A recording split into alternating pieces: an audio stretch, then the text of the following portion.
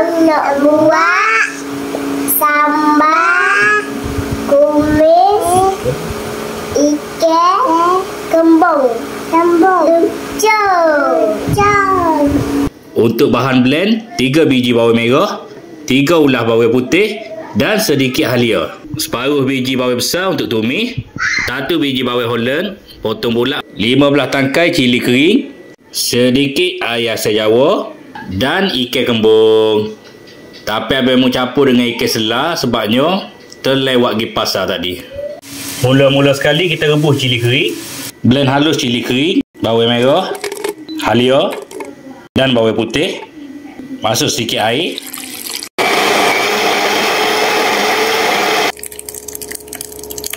Next, gaul ikan dengan sedikit garam dan serbuk kunyit.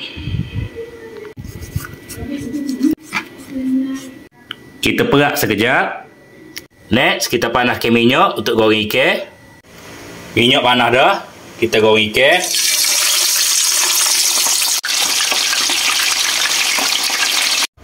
Siap goreng ikan, jom kita buat tumis.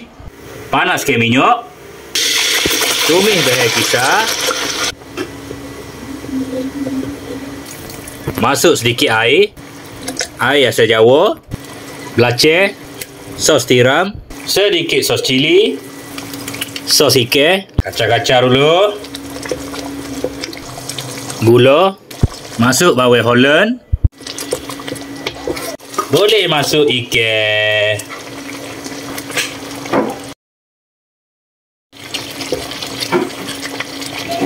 Siap dah kita punya sambal tumis ikan kembung. Siap sedia untuk dihidang. Ambil ikan dah. 2,000 years later. Inilah hasilnya sambal tumis ikan kembung. Abang mu lambat sikit masuk ini. Ngatuklah je boh. Beres. Terima kasih kerana menonton. Assalamualaikum.